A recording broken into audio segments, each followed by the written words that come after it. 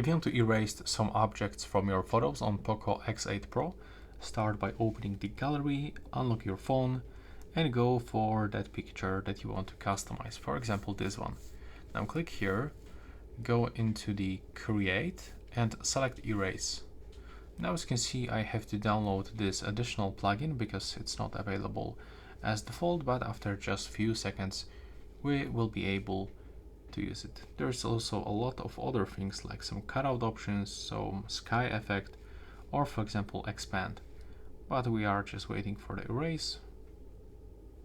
Now as you can see, the download is almost finished. If you have a faster internet connection, that it will be much faster. Now as you can see, we can click on it, and if I want to remove the object, for example this Rubik cube, I can just tap on it once and get automatic selection. But it won't detect, so I have to manually draw around the object that I want to remove. I have to release, now it's selected, and I have to select start.